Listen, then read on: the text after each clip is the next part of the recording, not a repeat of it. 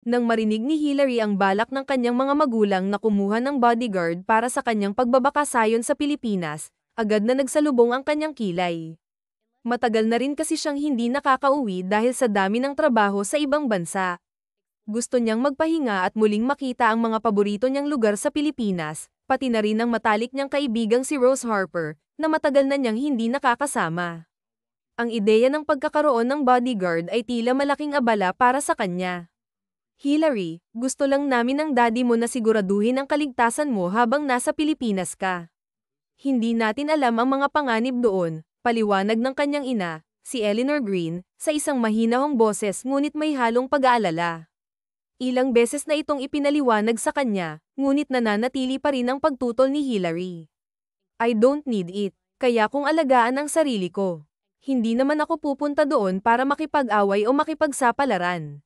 Bakit kailangan ko pa ng bodyguard? Mariing sagot ni Hillary habang umiiling.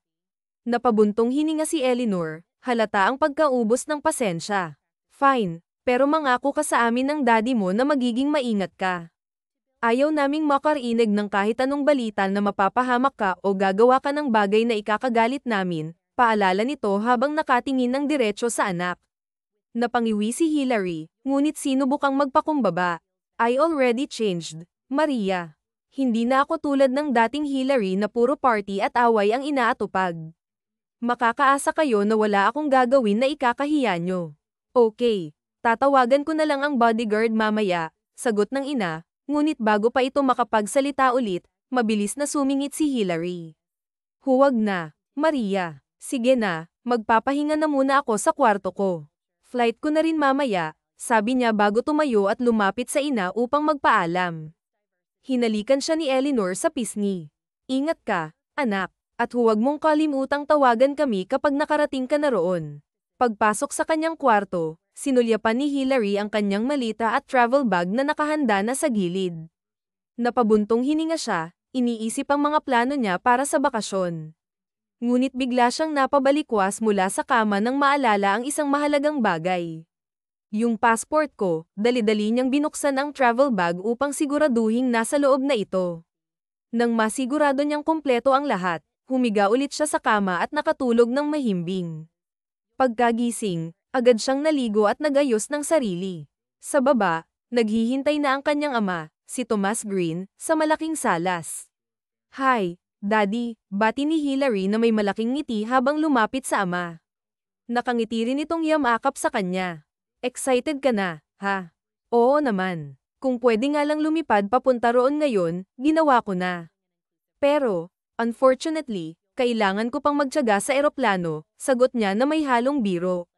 Habang papalapit ang oras ng kanyang flight, ramdam ni Hillary ang excitement at konting kaba. Alam niyang magiging espesyal ang pagbabakasyong ito, hindi lang dahil sa muling pagkikita nila ni Rose Harper, kundi dahil sa pagkakataong makapagpahinga mula sa lahat ng stress sa trabaho. Natawa ang kanyang ama at ina habang naglalakad sila palabas ng malaking bahay. Let's go. Maliliit ka na sa flight, mamimiss kita kaagad anak, sabi ng ina niyang si Eleanor na halatang ayaw pa siyang pakawalan. Napailing si Hillary habang sumagot, hindi pa nga ako umaalis eh. Makalipas ang ilang minuto, nakarating na sila sa airport. Isa-isa niyang niyakap ang kanyang mga magulang. Kahit hindi niya sabihin, alam niyang mamimiss niya ang mga ito. I'll get going, aniya pa habang umatras papalayo. Take care. We love you, sabay na sabi ng kanyang mga magulang. Binigyan niya ang mga ito ng matamis na ngiti bago tuluyang tumalikod at naglakad papasok ng eroplano. Sa biyahe, mahimbing siyang nakatulog kaya hindi niya namalayan na lumapag na pala ang eroplano sa Pilipinas. Nang magising, dali-dali niyang inayos ang sarili at sumulyap sa labas ng bintana. After long years, bulong niya sa sarili habang tinatanggal ang seatbelt at naghahanda ng bumaba. Pagkatapos niyang kunin ang kanyang malita at bag, lumabas siya upang pumara ng taxi dahil wala namang nakatakdang sumando sa kanya. Habang naghihintay, may biglang kumalabit sa kanya. Agad niyang nilinggan ito upang tingnan kung sino. Why? Tanong niya nang may halong pagtataka at inis nang makita ang lalaking nakamask. Itim ang suot nitong t-shirt at jeans, na para bang may tinatago. Excuse me, are you Hillary Harper? Tanong nito sabay kuha ng telepono mula sa bulsa. Nang mabuksan ang telepono, ipinakita nito ang litrato ni Hillary. Nagulat si Hillary. Why do you have my pictures? Where did you get that? Tanong niya nang may halong galit.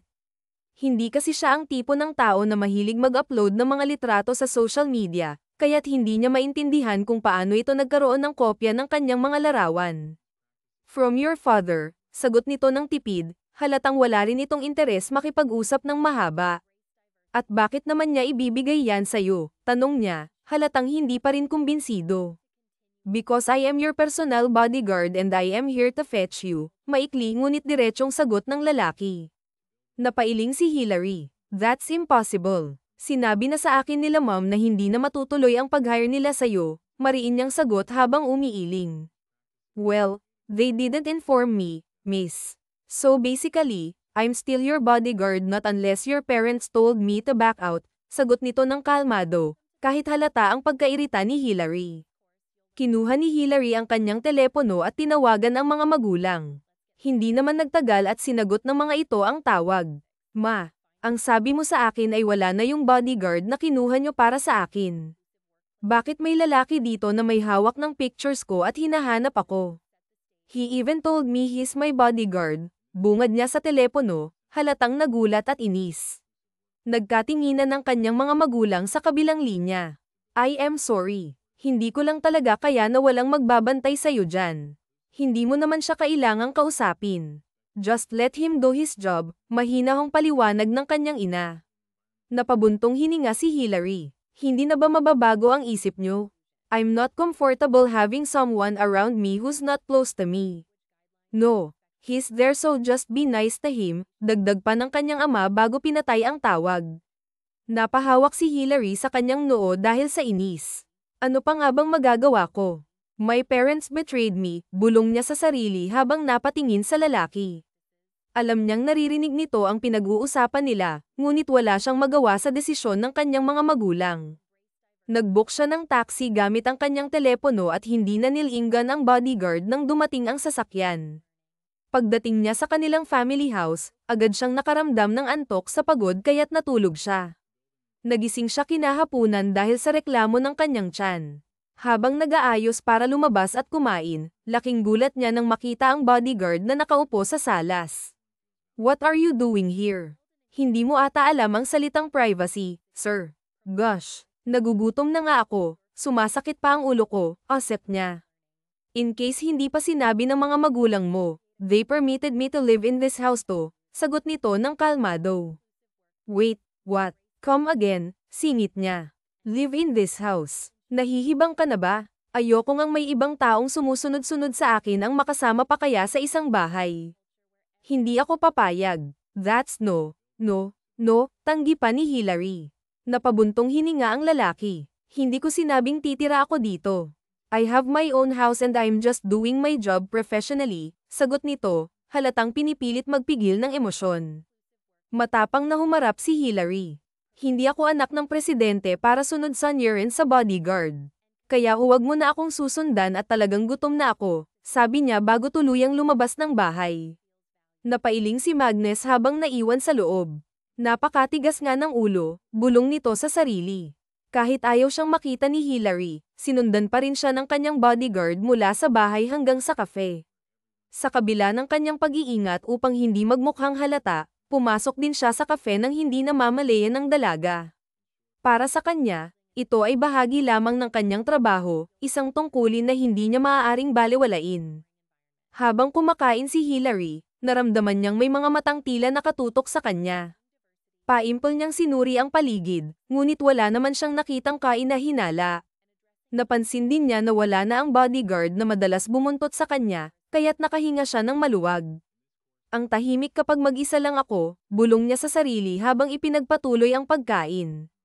Pagkatapos kumain, agad siyang nagtungo sa department store upang mamili ng mga kailangan niya sa bahay. Dahil kara-rating lamang niya sa lungsod, napagtanto niyang wala siyang sapat na pagkain o gamit para sa kanyang pananatili. Sa kanyang pag-iikot, hindi niya namalayang na parami na pala ang laman ng kanyang cart. Nang matapos siya sa cashier, napangiwi siya nang makita ang dami ng kanyang pinamili, hindi niya kayang buhatin ang mga ito ng mag-isa. Sigurado po ba kayong kaya nyo yan, Ma'am? Tanong ng isang crew na halatang nag-aalala. Tumango si Hillary, kahit hindi siya sigurado sa sagot niya. Akala ko konti lang ang nilagay ko sa cart, pero parang, hindi na niya natapos ang sinasabi nang biglang may hamarang na braso sa gilid niya. Kinuha ng lalaki ang mga pinamili niya nang walang kahirap-hirap. Let me help you, malamig na sabi ng lalaki. Agad niyang nakilala ang boses, ito ang kanyang personal bodyguard. Napaatras siya upang bigyan ito ng daan, kahit na halata sa mukha niya ang iritasyon. Wala siyang magawa kundi sundan ang lalaki hanggang sa kotse nito, kung saan maingat nitong inilagay ang mga pinamili niya. Mayaman na, may kotse pa, bulong ni Hillary habang sinusundan ang lalaki. Ayaw man niyang tanggapin, alam niyang malaking problema ang naiwasan niya dahil sa tulong nito. Kung hindi dahil sa kanya, baka hanggang ngayon ay nasa department store pa siya, nag-iisip kung paano iuuwi ang mga pinamili. Ihahatid na kita sa bahay, sabi ng bodyguard matapos niyang isara ang trunk ng kotse. Saglit na natigilan si Hillary bago tumango. O okay, sagot niya, na tila pilit. Tahimik ang biyahe pabalik sa bahay. Walang nagsalita sa kanilang dalawa, at halata ang tensyon sa loob ng kotse.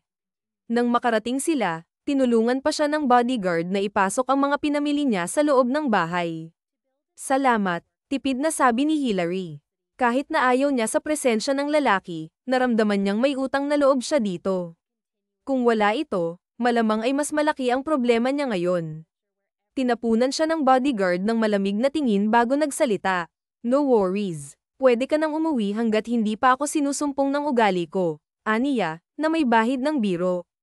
May iba pa ba kayong plano ngayon, ma'am? Tanong nito, tila sinisiguradong wala siyang ibang pupuntahan para masundan niya. Umiling si Hillary. Wala, kaya pwede ka nang umalis. Pero hindi ibig sabihin na pwede mo akong sundan kahit saan. Ayoko pa rin ng bodyguard, sir, madiin niyang sabi habang nakatingin ng diretso sa mga mata nito. Okay, I understand, sagot ng lalaki, ngunit may bahagyang ngiti sa kanyang labi. But again, I'm just doing my job. Iniabot nito ang kamay niya sa harapan ni Hillary. This is for formality. Ethan Walker, ma'am, your personal bodyguard. Napilitan si Hillary na tanggapin ang kamay nito. Okay, you may go, sagot niya bago siya tumalikod. Ngunit sa loob-loob niya, naiinis pa rin siya. Hindi niya gusto ang ideya ng pagkakaroon ng personal bodyguard, lalo na tila paulit-ulit na ipinapaalala nito ang kanyang tungkulin. Habang abala siya sa pag-aayos ng mga pinamili, si Ethan naman ay umalis pansamantala. Tumanggap siya ng isang tawag na tila emergency, na nagpilit sa kanya na iwan ang bahay ni Hillary. Nang makarating siya sa opisina ng isang kaibigan, agad niyang sinaman ito ng tingin. Alam mong nasa trabaho ako, hindi ba? Tanong niya, na halatang iritado. Trabaho o babae? Biro ni Arthur Bell habang nakangisi. Kailan pa ako nag-entertain ng babae? Sagot ni Magnus, ngunit may bahid ng sarkasmo sa tono nito. Napangisi si Arthur, alam niyang binibiro lang siya, ngunit mukhang seryoso ang kaibigan. Ano ba talaga ang emergency na sinasabi mo?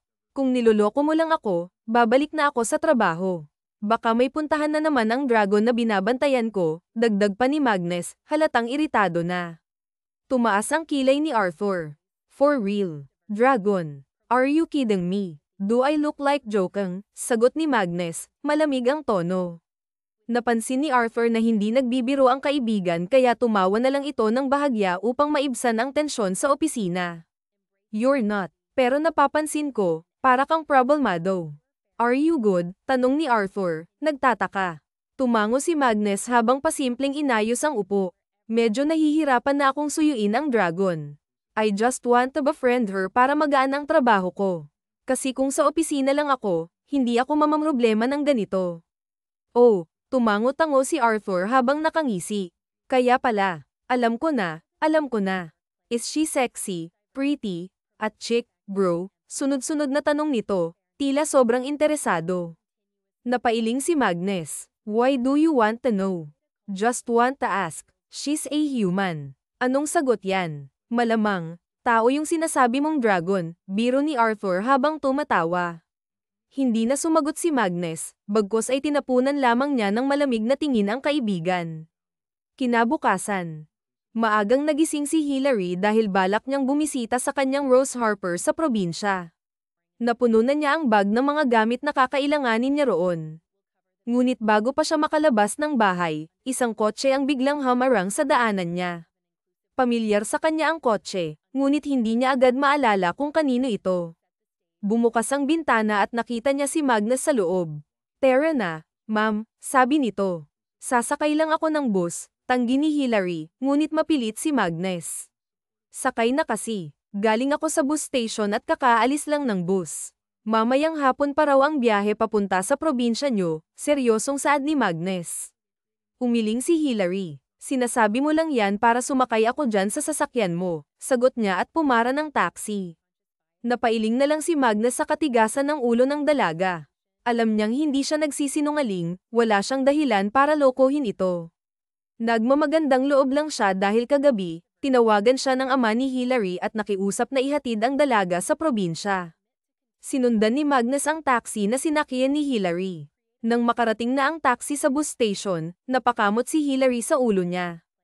Tama nga ang sinabi ni Magnus, wala nang bus papuntang probinsya. "I'm not lying," sabi ni Magnus nang makalapit sa kanya. Hindi napaangat ng tingin si Hillary dahil sa hiya. "Tara na, ihahatid na kita. Ilang oras pa ang kailangan mong antayin para sa next trip. And I'm sure maiinip ka na niyan," dagdag pa ni Magnus. Napatingin si Hillary sa kanya, tila nag-aalangan, ngunit sa huli ay dahan-daang tumango. Habang nasa biyahe, sinubukan ni Magnus na gawing komportable si Hillary. "Gusto mong mag-Bluetooth?" tanong nito. "No, I'm fine," malamig na sagot ni Hillary habang nakatingin sa labas ng bintana. Sa totoo lang, gusto niyang magpatugtog ng musika, ngunit nahihiya siyang magsalita. Ayaw rin niyang maging malapit kay Magnus. Tumango na lang si Magnus at nagseryoso sa pagmamaneho. Tahimik ang biyahe. Si Hillary ay abala sa pagtingin sa tanawin sa labas, habang si Magnus naman ay maingat sa pagmamaneho. Paminsan-minsan, sinisilip niya si Hillary upang tiyaking hindi ito natutulog nang nakabukas ang bintana. Paliko lang sa kaliwa tapos may makikita kang malaking poste na may bulaklak na pink ang kulay. "Hindi ko alam ang tawag noon, basta pink siya. Pag nakita mo na yun, liko ka na naman pa kanan," saad ni Hillary. Nakuha naman agad ito ni Magnus kaya tumango lang siya. "Dito lang," dagdag pa ni Hillary. Huminto si Magnus at ipinork ang sasakyan sa gilid ng bahay na itinuro ng dalaga. Kinuha niya ang mga gamit nito nang walang palem. Alam niyang may inis na naman si Hillary kapag sinabi niya pa. Nakita niyang nakatitig ang dalaga sa kanyang braso habang buhat niya ang mga gamit nito, ngunit agad itong tumalikod at pumasok sa bahay. Napasunod na lang si Magnus. "Rose Harper," masayang sigaw ni Hillary nang makita ang kanyang Rose Harper na nakaupo sa sala. Kaagad na napatingin ang Rose Harper niya nang marinig ang boses niya. "Hillary, miss na kita," sabi nito habang niyakap ang dalaga ng mahigpit. "Na-miss din kita, Rose Harper. Tagal na ng huling dalaw ko dito. Akala ko ba sa susunod na taon pa ako uuwi ng bansa?" tanong ni Rose Harper. Ngumiti si Hillary. "Na-miss kasi kita kaya hindi ko na pinaabot ng next year," sagot nito, na ikinatuwa ng Rose Harper niya. "Upo ka muna, ikukuha lang kita ng maiinom," wika pa ng Rose Harper niya pero pinigilan ito ni Hillary. "Ako na kayo po ang maupo na lang muna," ani niya. Napabuntong hininga na lamang ang kanyang Rose Harper dahil alam nito na kapag hindi siya pumayag sa sinabi ni Hillary ay mamimilit ito pero bago pa man makatalikod si Hillary ay nagsalita ang Rose Harper niya. "May kasama ka ata, apo?" tanong nito.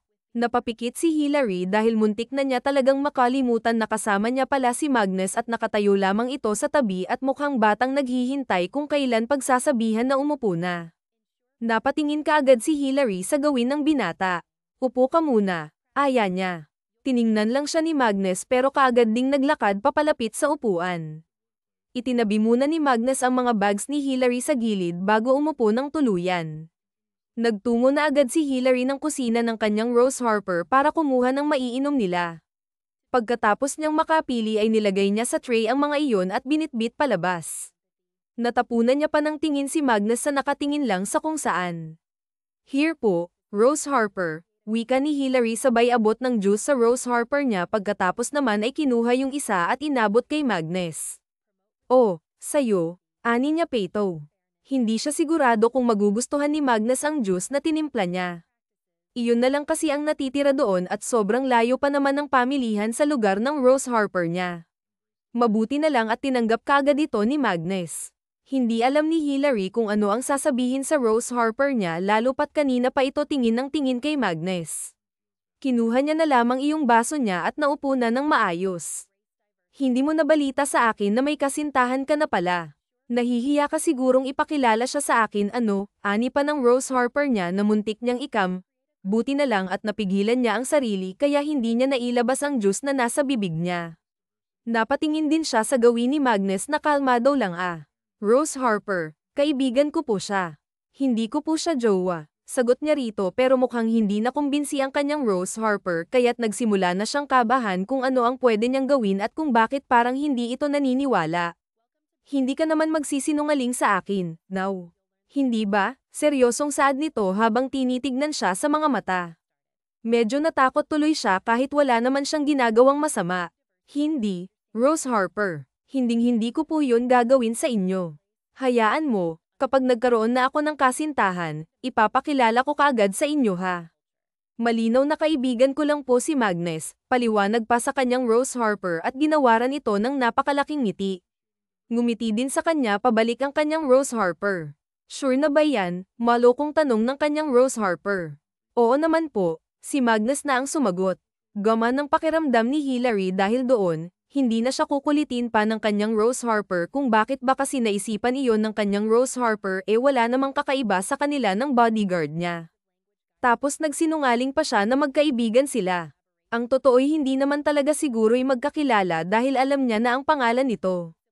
Pagkatapos nila ay inihatid na sina ng Rose Harper ni Hillary sa kani-kanilang silid dahil nasabi na rin ni Hillary na isang linggo siyang mamamalagi sa Rose Harper niya maging si Magnus ay isang linggo ding babantayan si Hillary o munang magiging kwarto mo habang narito ka Magnus saad ng Rose Harper ni Hillary kay Magnus nang huminto sila sa tapat ng pamilyar na kwarto tumango naman si Magnus bilang tugon thank you Rose Harper ani pa nito magpahinga ka muna dyan dahil alam kong pagod ka sa pagmamaneho ihahatid ko lamang itong apo ko sa kanyang kwarto para magpahinga na rin sabi pa ni Rose Harper tumango naman si Magnus at pumasok na sa nasabing kwarto hawak-hawak ni Hillary ang kamay ng kanyang Rose Harper hanggang sa nakarating sila sa kwarto niya mula nang bata pa siya ay ito na ang naging kwarto niya kapag narito sila hindi rin ito pinapagamit ng Rose Harper niya dahil para kay Hillary nang daw talaga ito ipapasok ko lang itong mga gamit ko sa loob Rose Harper sasamahan na kita sa labas. Ba magdidilig ka pa ng mga bulaklak mo samahan na kita, hindi pa naman ako pagod ani Hillary na miss niya rin ang gumawa ng kung ano-ano kasama ang Rose Harper niya huwag na apo kaya ko naman natanggi pa ng Rose Harper niya habang ang kabilang kamay ay kay Hillary pa rin umiling si Hillary alam ko naman Rose Harper ngumiti siya pero dahil narito ako ngayon tutulungan na kita aniya pa hindi na nakatanggi ang Rose Harper niya o siya sige sabi pa nito at pinanood si Hillary habang pumasok sa kwarto nito at inilapag ang mga gamit doon kaagad din siyang lumabas at sinamahan ng Rose Harper palabas para magdilig ng mga bulaklak habang sila ay nagdidilig kung ano-ano ang pinag-uusapan nila kung saan-saan na rin ito umabot la napansin ko wala sila Sophia Green at Matthew Green mamaya na pa-rating ang mga yon may bagong trabaho na kasi sila tapos magkasama pa sila sa pabrika kaya sabay silang umaalis ng napakaaga at sabay rin na dumarating dito paliwanag ng Rose Harper niya ang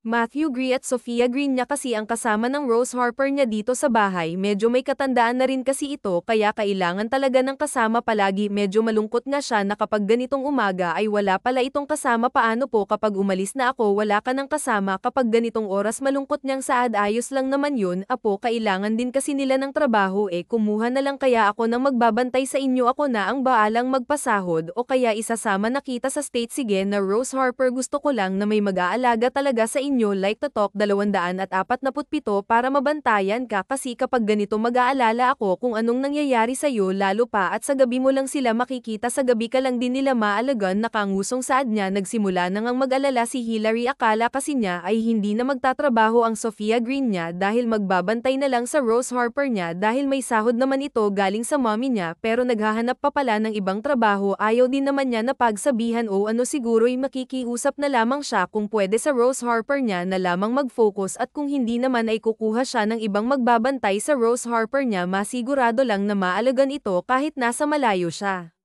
Huwag na, apo, dagdag gastusin lamang iyan. Kaya ko pa ang sarili ko, tanggi pa nito. Pero hindi talaga panatag ang loob ni Hillary. Sige po, Rose Harper. Iba rin talaga mag-alaga ang pamilya. Siguro kakausapin ko na lamang si Sophia Green mamaya pagdating nila. Medyo natagalan din sila bago natapos sa kanilang ginagawa dahil sa haba at sa dami ng pinag-uusapan nilang dalawa. Pagkatapos din nila doon ay nilinis nila ang buong bahay. Kahit naman medyo may kaya si Hillary ay marunong din naman ito sa mga gawaing bahay kaya't hindi na siya nahirapan na tulungan ang kanyang Rose Harper. Sumapit ang gabi at nakauwi na rin galing trabaho ang Sophia Green at Matthew Green niya. Kinausap niya na rin ang Sophia Green na kung maaari ay tutukan na lamang ang kanyang Rose Harper at pumayag naman ito. Sa mga araw na nagdaan na naroon siya at kasama ang kanyang Rose Harper, minsan niyang nakikita na iba ang kasiyahan ng kanyang Rose Harper kapag nakikita at nakakausap nito si Magnus. Hindi niya rin ito masisi dahil lahat ng apo ng Rose Harper niya ay mga babae kaya siguro ganoon na lamang ito matuwa kasama ng bodyguard niya. Kasalukuyan sila ang nagbabiyahe pauwi at katulad ng dati, hindi niya kinakausap si Magnus. Minsan niya nga lang itong kausapin noong naroon pa sila sa Rose Harper niya dahil baka magtaka ito kung hindi niya iyon gagawin, baka kulitin na naman siya. Thanks, aniya kay Magnus nang makababa siya. Kinuha na rin ito ang iba pa niyang mga gamit at sabay na pumasok sa loob ng bahay. Iniwan na kaagad ni Hillary si Magnus dahil nagtungo na siya sa kwarto niya para magpahinga. Sinabihan niya rin itong umuwi na sa kanila at doon na magpahinga. Mahimbing na natutulog si Hillary sa kwarto niya at walang kamalay-malay na hindi pala umuwi si Magnus. Matigas pa sa bato ang ulo nito. Nakaidlip ito saglit pero agad ding nagising sa pag-aalala sa dalaga. Hindi na ikinagulat ni Magnus na nakasalubong na naman ang kilay ni Hillary nang makita siya. Halatang galing pa ito sa tulog at kahit naman na hindi, ganito pa rin ang itsura ng dalaga kapag naiinis sa kanya kahit wala siyang ginagawang masama. Katulad ngayon na nasa department store sila at kanina pa siya sinasama ng tingin ni Hillary dahil sunod siya ng sunod dito kahit saan ito nagpunta. Naging literal na buntot siya ng dalaga. Sabi ko sa labas ka lang iritang saad ni Hillary sa kanya. Binaliwala niya lamang ito. Bahala na kung anong isipin ni Hillary sa kanya basta siya ay susunod lang dito. Alam ni Hillary na may dala-dalang pistol si Magnus pero hindi iyon rason para hindi niya tarayan ang binata. Malalim ang buntong hininga ni Hillary at kanina pa siya naiinis sa pagsunod ni Magnus sa kanya kahit hindi niya sabihing samahan siya sa pamimili at kahit hindi niya sabihin kung nasaan siya ay alam na alam ni Magnus kung saan siya hahanapin para sundan. Katulad ngayon na mabot siya ng mga damit para isukat tapos nasa likod niya si Magnus. Huwag mong sabihin na pati sa loob ay susundan ako nitong lalaking to. Talagang ipapatapon ko siya sa Mars, sabi pa ng utak niya. Dali-dali siyang pumasok sa room kung saan nagsusukat ng damit at laking gulat niya nang mapansing pumasok din doon si Magnus kaya hinarap niya ito at sinamahan ng tingin. Kung talagang nakamamatay ang tingin, matagal na pinaglamayan si Magnus sa bahay nila. Ano ba? Bakit hindi ka makaintindi na bawal ka rito? Hindi mo ba nakikita na magsusukat ako nitong mga to? Inis na tanong niya sabay taas ng mga damit na bitbit niya para magets ni Magnus. Gusto mo pang panoorin akong magsukat, ha? Nakakainis ka na talaga, sanggol niya. Pero nainis siya nang wala siyang nakuhang reaksyon kay Magnus. Binaliwala na naman nito ang galit niya at mang-iiwan niya na ito sa loob ng may kumatok at si Magnus talaga ang nagbukas dito. Sir, pasensya na po pero bawal po kayo rito. Mamaya nyo na lamang po gawin ang binabalak nyo sa bahay ninyo. Nahihiyang pahayag ng isang crew na lalaki din na ikinabigla ni Magnus sa sinabi nito. Palihim pa siyang namumula dahil hindi niya naman iyon naisip nang sundan niya si Hillary. Okay, malamig na tugon ni Magnus at sinundan ng crew palabas. Hanggang sa makauwi sila sa bahay ni Hillary ay hindi siya nito kinausap. Ano pa nga bang aasahan niya rito? Malamang dahil sa ginawa niya kanina ay mas magagalit ito. I told you to go back to your house and rest there, panimula pa nito at tuluyang naglakad papalapit sa kinaroroonan niya. Paimpol lang siyang umupo at umakto na parang hindi narinig ang sinabi ni Hillary. Sinabi ko rin naman na may trabaho pa ako, sagot niya rito kaya mas lalong masama ang tingin sa kanya ni Hillary. Hay, hindi pa talaga tayo tapos dito. Sige, ganito na lang. Hindi naman sa hindi ako thankful dahil nariyan ka at kahit papaano ay natutulungan mo ako pero hindi ako sanay na may ganito, may nagbabantay at ayaw ko rin kaya last na to. You're fired. Thank you, but you're fired now. Umalis ka na, Please, sabi pa ni Hillary habang ang kanyang kaliwang hintuturo nakaturo sa pintuan. Kung nabigla si Hillary sa lumalabas na mga kataga sa bibig niya ay nabigla din si Magnus. Paano niya pa ito babantayan? Paano na ang mga plano niya kung nanggaling na mismo sa bibig ng dalaga na wala na siyang trabaho? Nakipagsayaw sa kanyang noo. What just happened? Hindi naman siguro ako sobrang bastos, right? Ayoko lang talaga ng ganito na may nakabuntot sa akin kahit saan, saad niya habang nakatingin sa kawalan. Hindi niya inakalang masasabi niya iyon kanina pero mabuti na rin iyon para lubayan na siya ni Magnus. Tinawagan niya rin ang mga magulang niya para ipaalam sa sinabi niya kay Magnus pero nakikipagtalo pa ang mga ito sa kanya pero sa huli wala rin silang nagawa. Madali lang na sumapit ang gabi kaya natulog si Hillary ng maaga dahil naisipan niyang gumala kinabukasan. Sa kabilang dako naman ay umalis lang saglit si Magnus para magpalamig pero hindi ibig sabihin nun na titigilan na niya ang pagbabantay sa dalaga. Yes po, tita, she told me earlier that I'm fired, sumbong niya sa ina ni Hillary. Tinawagan siya nito pagkatapos nitong makipag-usap sa anak na si Hillary. Ganoon talaga yun, sobrang hirap paamuhin lalo na kapag hindi niya kilala pero trust me mabait yang anak ko na yan. You just need more patience hindi siya ang nag-hire sa'yo that's why she cannot fire you that's easy I trusted you Magnus alam mo na ang gagawin mo ha, sabi nito sa kabilang linya. Sumandal muna si Magnus sa upuan ng sasakyan niya bago muling nagsalita.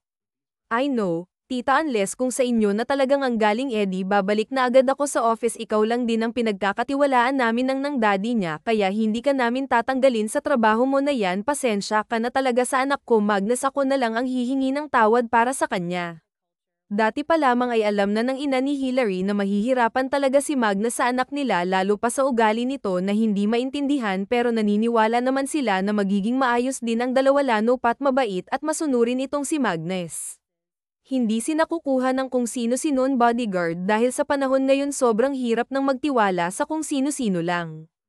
Huwag niyo na po akong alalahanin tita ako na ang bahala kay Hillary, paninigurado niya. May kung ano rin sa kanya na hindi makaalis-alis sa dalaga kahit ilang beses na siya nitong pinagtabuyan. Pagkatapos nilang mag-usap ay nagpaalam na siya dahil babalik na siya sa bahay nila Hillary.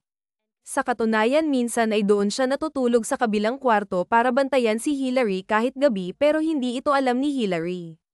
Napabuntong hininga siya nang mapagtantong naiwan niya sa kwarto ang duplicate key tapos sarado na ang main door wala na siyang ibang paraan para makapasok sa loob.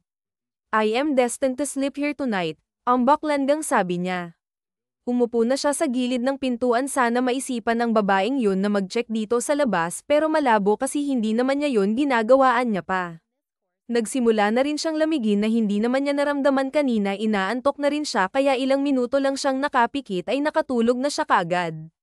Hindi mapakali si Hillary sa kanyang higaan kanina pa siya pikit ng pikit pero hindi talaga siya makatulog kaya naman napagdesisyonan niya na bumangon at kumuha ng maiinom pero bago pa siya lumabas ng kwarto tiningnan niya muna ang kanyang cellphone para ma-check kung anong oras na midnight na pala tapos hindi man lang ako makatulog ano ba reklamo niya nang pababa na siya imbes na sa kusina siya magtungo di na siya ng mga paa niya sa main door at walang ano-anong binuksan niya ang main door at nabigla siya sa natagpuan gosh such a pain in my head reklamo niya bago ito nilapitan tinapak niya ang balikat nito hey wake up sabi niya pa sa bayogyog sa balikat ni Magnus pero hindi pa rin ito nagigising napagod na lang siya sa kakagising dito pero ayaw talaga naisipan niyang i-check na baka may sakit ito at hindi talaga siya nagkamali dahil sobrang init ng noon ito at bakit naman may sakit ka ha saan ka ba galing bakit ba kasi hindi ka na lang umuwi sa inyo inis na tanong niya hirap na hirap siyang anlalayan nito Hillary mahinang bulong nito shut up tulungan mo ako dahil ang bigat-bigat mo nagising naman si Magnus pero hinang-hina pa talaga ang katawan niya pinilit niya na lamang na maglakad dahil alam niyang nahihirapan na si Hillary sa pag-aalalay sa kanya kahit medyo malabo ang paningin ay nakikita niyang napangiwi ang dalaga at minsan pa talaga'y namumura siya hindi niya rin naman alam na magkakaroon pa na siya ng lagnat dahil maayos naman ang pakiramdam niya kanina bigla-bigla lang talaga siyang nagkaroon ng lagnat kaya medyo nain siya sa sarili lalo pat dito pa talaga siya nagkasakit na bigla nga rin si Magnus na tinulungan siya ni Hillary dahil ang akala niya ay hahayaan na lamang siya nito na magdusa sa labas dahil sa namig na wala na naman ng malay si Marcus nang makahiga siya sa sarili niyang kama doon siya dinala ni Hillary dahil wala namang bakanteng kwarto bukod doon hindi naman pwedeng sa kwarto ng daddy at mom niya dalhin si Magnus at mas lalong hindi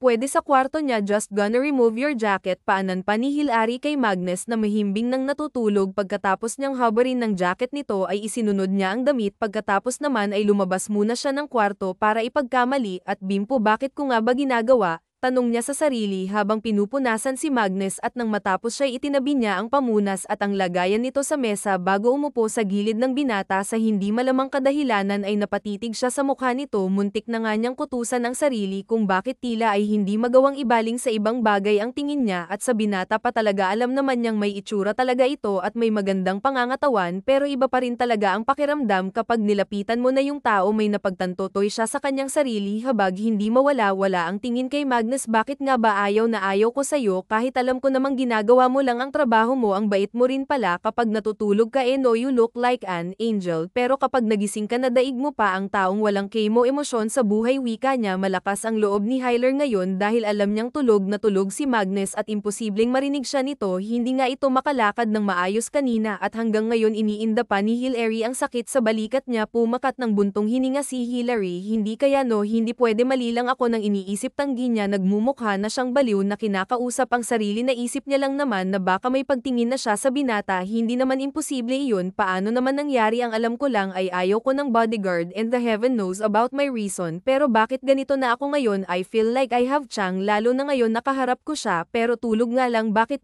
ganito? Anya pa na nakalaylay ang balikat. Masama din ang loob niya sa kanyang sarili. Kaya ba ayaw na ayaw ko nang makita ang pagmumukha mo dahil nagsimula na akong magkagusto sa'yo without noticing it? Malungkot niyang sabi. Wala naman kasing rason para hindi niya ito magustuhan. Mabuting tao naman si Magnus. Minsan nga lang ay singaw ng yelo ang ugali nito, pero hindi masisisi ni Hilary ang binata kung yun ang pakikitungo sa kanya. Tsaka kahit nga ay pagtabuyan niya pa ito at pagsalitaan ng kung ano-ano, naran pa rin sunod ng sunod sa kanya, at sasabihin na naman ng binata ng paulit-ulit na ginagawa niya lamang ang trabaho niya. Ngayon ay malinaw na kay Hilary ang lahat. May gusto pala talaga siya sa binata, pero hindi niya alam kung hanggang saan ang lalim nito, at nahihiya rin siyang aminin ito mismo sa binata dahil sa mga nagawa niya. Sapat na sigurong sarilinin niya muna ito dahil baka may pamilya na si Magnus at magkasala pa siya. Mabuti nang itago niya na lamang muna ito sa sarili para sa ikabubuti ng puso niya. At kung wala mang pamilya si Magnus ay hindi rin siya sigurado kung magugustuhan din siya nito pabalik dahil iba yata ang tipo ni Magnus. Baka yung mga babaeng mahinhin at mabait ang tipo ng binata. At alam ni Hilary sa kanyang sarili na hindi siya kasing hinhin ni Maria Clara o maging kasing bait nito. Nakatulog si Hilary sa gilid ni Magnus, pero nagising naman siya ng maaga. Nang magising siya ay kaagad siyang bumaba para magpunta ng kusina at ipagluto si Magnus. Pagkatapos niyang magluto ay hinanda niya na ang mga iyon sa kainan. Saktong paglabas niya ng kusina ay ang siyang pagbaba ni Magnus mula sa itaas. Hindi na ba mabigat ang pakiramdam mo? Bakit ka bumaba agad? Tanong ni Hilary dito. Nagulat naman si Magnus at Nathan na nakatingin kay Hilary. Akala niya'y ibang Hilary ang kausap niya dahil ibang-iba ito sa Hilary na galit sa kanya kahapon, pero natauhan siya na iisa lang sila nang magsalita ito ulit at inirapan siya. Ako pa rin to, Magnus. May sakit ka lang kaya kailangan ko maging mabait sa'yo kahit ngayong araw lang, sabi pa ng dalaga. Napatitig muli si Magnus sa mukha ni Hilary para suriin kung hindi siya namamalikmata lamang, pero inirapan na naman siya ni Hilary. Ginawa lang din iyon ni Hilary para matigil na ang pagsusuri sa kanya ni Magnus. Hindi siya komportable rito eh. Ikaw ba ang naghubad ng jacket ko at ng damit ko kagabi? Walang alinlangan na tanong ni Magnus. Nakaramdam ng konting hiya si Magnus pero binaliwala na lang din niya ito dahil mukhang wala lang naman iyon kay Hilary. Ano naman ngayon kung si Hilary ang naghubad ng damit niya? Oo, kaya halika na at kailangan mo nang kumain ng agahan, pag-anyaya pa nito na may konting inis. Walang nagawa si Magnus kung hindi ang sumunod kay Hilary papasok ng kusina. Tahimik lang sila na kumakain hanggang sa binasag na ni Magnus ang katahimikan na namamagitan sa kanilang dalawa. Thank you for taking care of me last night, tipid nitong pasalamat habang inuubos ang pagkaing natitira pa sa kanyang plato. Pagkatapos nilang kumain ay binigyan ni Hilary si Magnus ng gamot at ininom naman ito ni Magnus. Pagkatapos din ay agad siyang nagpaalam kay Hilary na sa bahay muna nila siya magpapahinga. Muli rin siyang nagpasalamat kay Hilary. Dumaan ng 3 araw na halos hindi mahagilap ni Hilary si Magnus. Hinayaan niya na lamang ito dahil baka hindi pa ito gumagaling. Nakakalungkot din pala kapag nakasanayan mo ng may nakabuntot, ani niya habang inililibot ang tingin sa buong salas. Kung minsan ay napapatingin pa siya sa parte kung saan minsan nakaupo o di kaya'y nakasandal si Magnus. Nakabihis siya ngayon dahil sawa na siya sa loob ng bahay at gusto muna niyang lumabas kahit walang kasama bago magpabok ng flight dahil balak niyang umuwi na. Tutal na bisita na niya ang Rose Harper niya. Kasalukuyan siyang naglalakad papunta sa isang coffee shop nang may naramdaman siyang sumusunod sa kanya kaya agad siyang napalingon para tignan kung tama ang sinasabi ng utak niya, pero nagulat siya nang makita kung sino na naman ito. Akala niya'y tuluyan na itong titigil sa kakasunod sa kanya. Magnus, casual na banggit niya sa pangalan nito. Katulad ng dati ay tinignan lang siya ni Magnus at nag-iisip pa kung magsasalita ba o hindi. Napakamahal naman yatang pagsalitain ng binata. Medyo malungkot pa si Hillary dahil parang nagbago na si Magnus. Kahit ang paraan ng pagtingin nito sa kanya ay sobrang lamig na. Don't worry, starting on this day, I won't bother you anymore pero I'm gonna watch you from afar to ensure your safety, sabi pa nito. Parang may tinik sa lalamunan ni Hillary nang marinig iyon sa binata kasi para na itong nandidiri sa kanya, pero siguro'y mabuti na rin ang ganun kasi baka pwede niya pang pigilan ang sarili na tuluyang mahulog dito.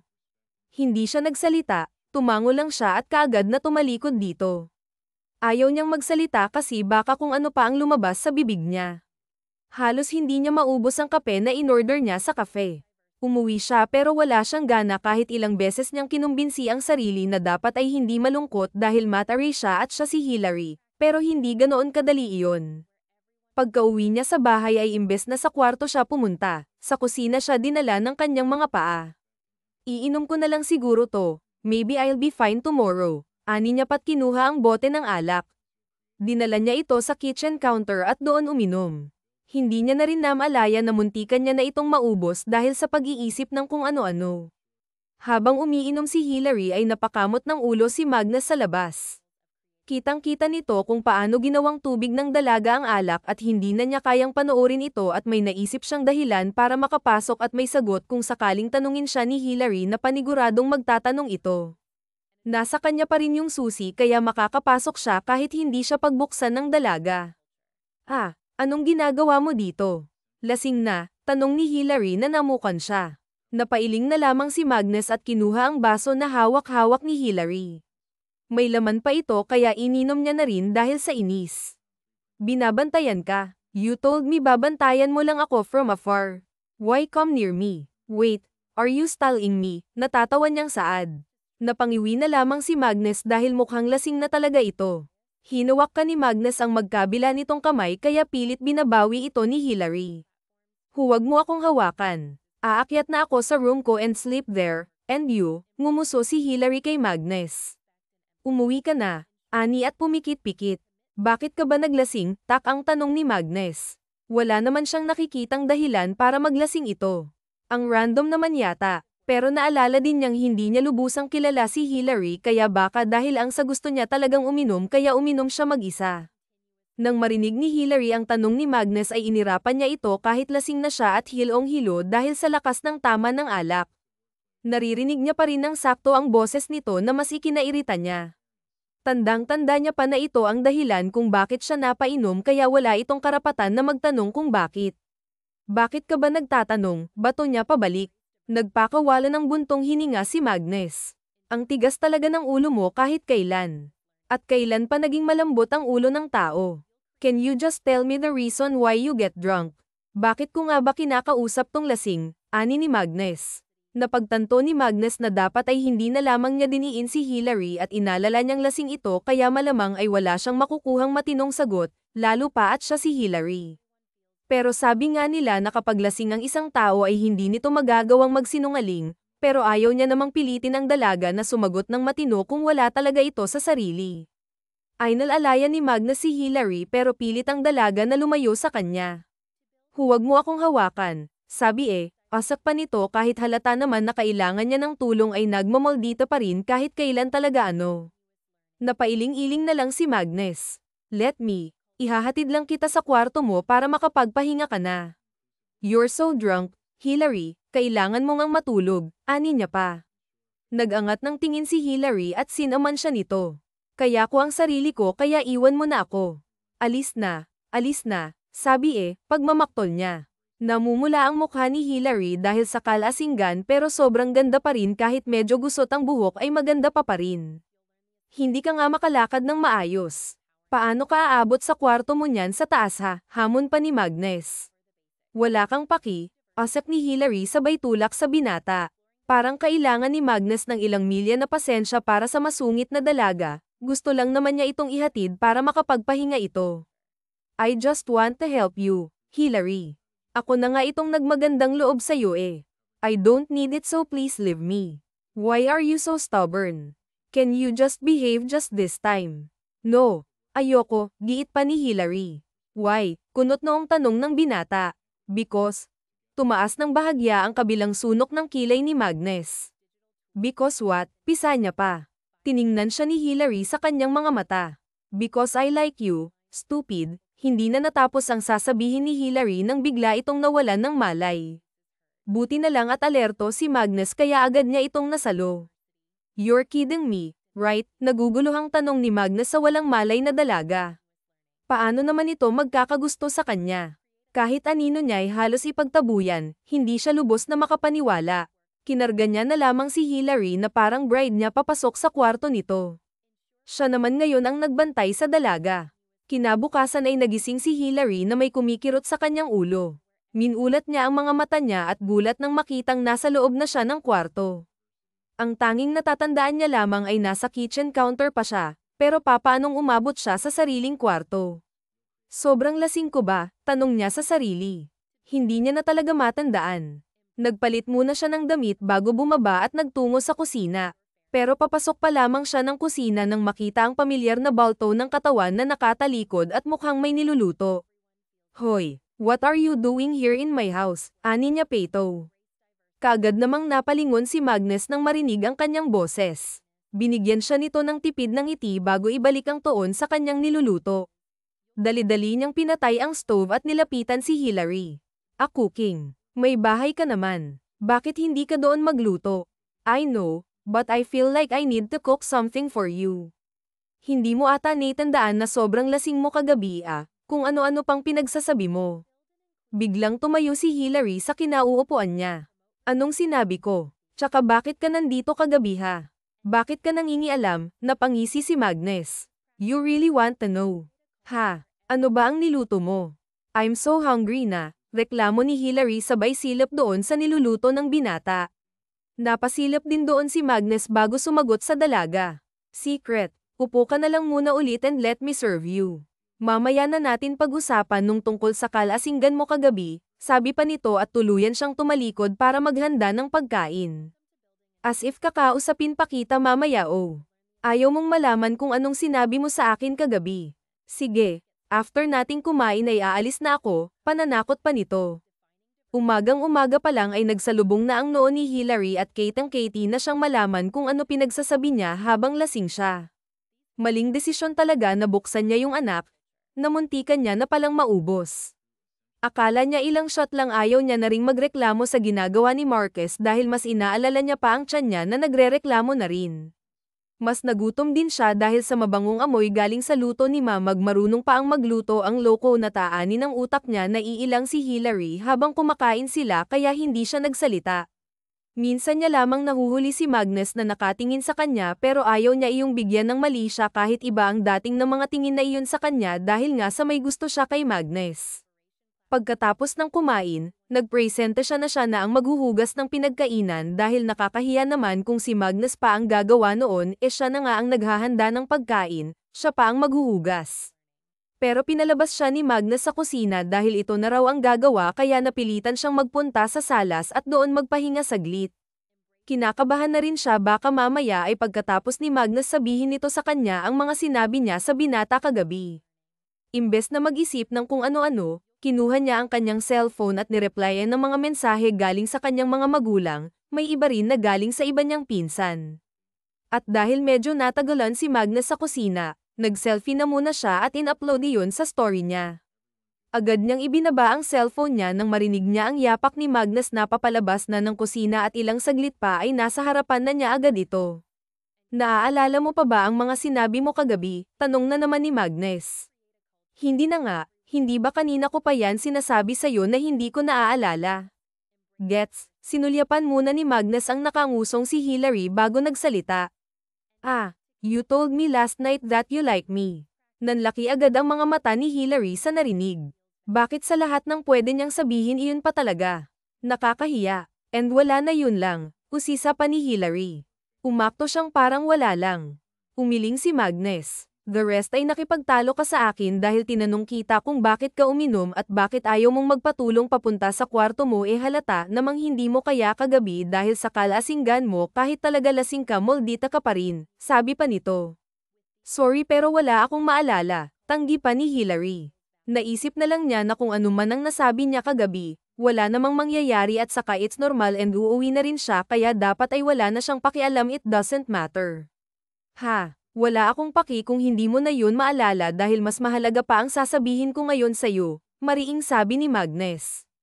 Tinulak ni Hillary si Magnus dahil sobrang lapit na nito sa kanya at hindi niya alam kung anong nakain nung binatang ito dahil nag-iba ng ugali parang agaya-gaya lang siya kahapon ay halos ayaw siyang tignan tapos heto ngayon nilalapitan siya. Don't come near me, banta niya na kinangisi ni Magnus. Kita iyon ni Hillary kaya kinakabahan siya at hindi niya na talaga nagustuhan imbes na lumayo ay mas lumapit pa si Magnus na para bang nanlalandi. Kinabahan tuloy si Hillary, gusto niya si Magnus pero hindi naman siguro kailangan na umabot sa ganun. Okay, dito lang ako. Just gonna stand here, sagot ni Magnus at kaagad na nilubayan si Hillary. Gusto lang naman niyang paglaruan ng dalaga pero mukhang takot ito na lapitan. Paimpol siyang napangisi. No, thank you sa pag-alaga sa akin kagabi pero pwede ka nang umalis at huwag ka nang bumalik. Tiningnan ni Magnus si Hillary sa mga mata na babasa niya ang totoong sinasabi ng mga mata ng dalaga at kabaliktaran ng sinasabi nito sa lumanbas sa kanyang bibig. I don't want a thank you in return, Hillary, seryoso and sad ni Magnus na nagpaisip kay Hillary. Anong gusto mo pera? Hindi ka ba binibigyan ng parents ko nun? Tanong niya pa. Hindi na siya nahiyang itanong ang tungkol sa bagay na yan dahil totoo naman kaya bakit pa kailangan na magpaligoy-ligoy. Napakunot ang noo ni Magnus at dinilan ng ibabang parte ng labi niya. Pera. You think kailangan ko pa ng maraming pera when I can earn it even if I'm just sleeping? I don't need any single penny from your family. Hillary, I am working here for free and maybe it's the right time to claim the debt. Anya tinitigan si Hillary na naguguluhang nakatingin din sa kanya. Wala akong matandaan na pagkakautang sa'yo ngayon nga lang kita nakilala dahil nagpakilala ka ang bodyguard ko, ano bang pinagsasabi mo moha? Naguguluhang tanong ni Hillary. Hindi rin siya makabitaw-bitaw ng tingin kay Magnus dahil parang may mahika ang mga mata nito na minamanipula ang atensyon niya. Nagpakawala ng buntong hininga si Magnus. Baka dapat ay ipaliwanag niya iyon ng maayos sa dalaga para hindi ito maguluhan. I know what I'm saying is dapat matagal ko nang ginawa ang mga bagay na dapat kong gawin can you just listen to me? Pakinggan mo ako kahit ngayon lang okay. Pakiusap niya hindi niya kasi alam paano pa ito susuyuin o kaya kakausapin ng matino. Tumahimik na lamang si Hillary tila ba napapasunod na siya ni Magnus sa kung ano ang sasabihin nito sa kanya.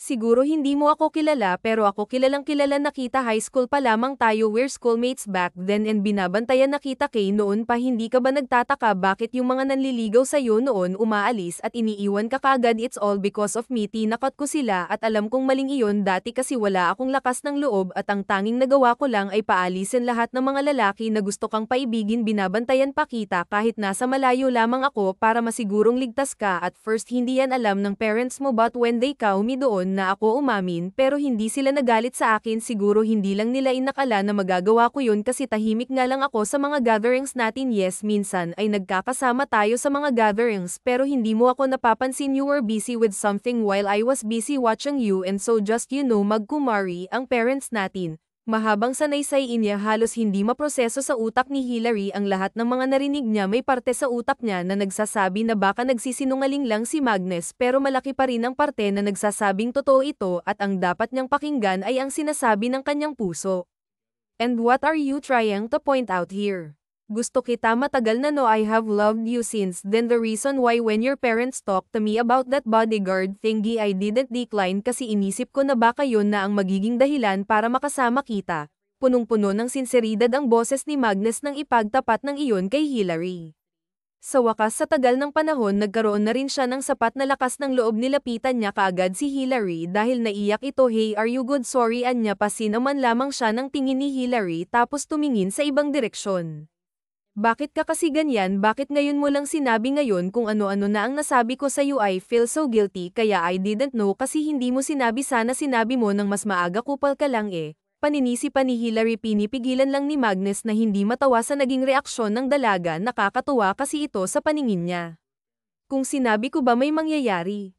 Kung sinabi ko ng maaga may magbabago kaya? Would you love me back? I don't know, pero mas mabuti siguro na ganun na maaga mong sinabi para hindi ako naging masama sa'yo. Ayoko na, giit pa ni Hillary. Sana naman kasi ay matagal niya nang alam para hindi na umabot pa sa sakitan at alitan. Napangiti naman si Magnus sa narinig, isa lang ang ibig sabihin noon at yun ay may kaunti siyang pag-asa sa dalaga. Hey, it doesn't matter, hindi pa naman huli ang lahat. And why are you crying? Kasi ganun ang treatment mo sa akin, Hillary. I'm used to it, kaya nga ba dead man lang ako kasi noon pa ay iniinda ko na iyon. You didn't even know that someone like me who really admires you a lot insisted. O kaya nga sobrang nakakainis, ani pa ni Hinay at hirapan si Magnus. Ewan niya rin sa sarili niya, basta naiinis talaga siya sa narinig. Stop crying. I am fine as long as you're fine, then I will be fine to. Fine mo, mukha mo, uuwi na ako sa amin. Natigilan si Marcos pero kaagad ding nakabawi ng may naisip. You're not gonna do that ngayon pa na nag-confess na ako sa'yo. Mamaya kakausapin ko sila tita, hihiramin kita ng ilang weeks at sa tingin mo ay papayagan ka. Of course they will. Siguradong sagot ni Marcos. Alam naman niyang kapag siya ang kumausap sa mga magulang ni Hin ay paniguradong papayag ang mga iyon. Malaki ang tiwala ng mga ito sa kanya at masaya siya dahil doon, kaya gagawin niya ang lahat para hindi ito masira. Hambog naman ngayon ang naalam kong pareho tayo ng nararamdaman, sabay ngisi. Napaismed si Hillary. And who told you that?